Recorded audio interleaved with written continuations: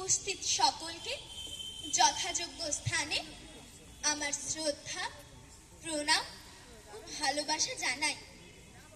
আজ 21শে ফেব্রুয়ারি আন্তর্জাতিক মাতৃভাষা দিবস।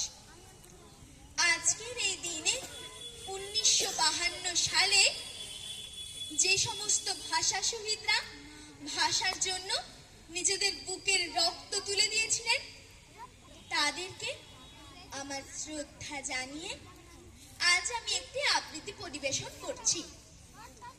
আজ আমার নিবেদন কবি প্রদীপ দের লেখা কবিতা স্বপ্নের 21। কতই বা বয়স তোমাদের?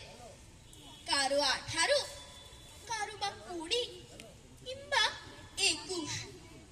নিকষ কালো অন্ধকারের বুক চিরে তোমরা তখন আলোর পথের যাত্রী।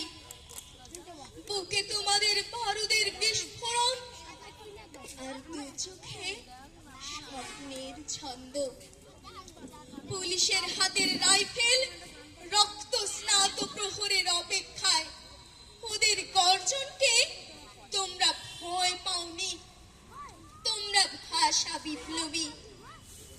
তোমাদের প্রাণ ছিল মাতৃভাষা।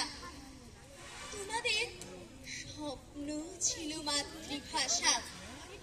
তোমাদের প্রেম ছিল মাতৃভাষা। তোমাদের গন্তব্য ছিল রাষ্ট্রভাষা বাংলা। বুকের খাঁচায় রক্তের কালো দাগ ছিটিয়ে স্বপ্নের অভিযানকে রুখতে পারেনি ওরা। হাত পা ভেঙে চোখে কলম গুঁজে দিয়েও নির্ভীক এগিয়ে যাওয়াকে স্তব্ধ করতে পারেনি। ওরা নির্মম, ওরা নিষ্ঠুর, ওরা তাবেদার, ওরা পেশাদার। হাতে ছিল বারুদ, বন্দুক আর শাসকের হুঙ্কার।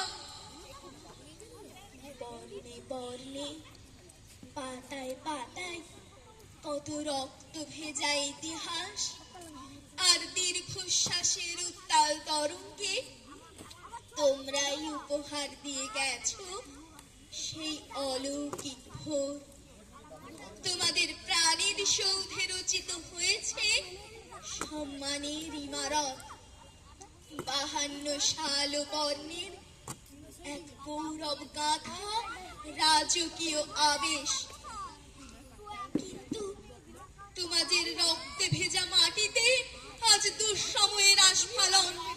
দুঃশাসনের বিচ্ছিন্ন শক্তি ভেঙে ফেলতে চাইছে ইতিহাসকে।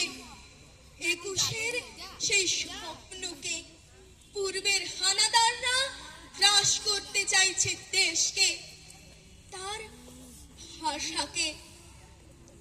আজ সত্যিকারের একজন ধীরেন্দ্রনাথ, একজন আবুল বরকত, আব্দুল সালাম দরকার, ভীষণ দরকার।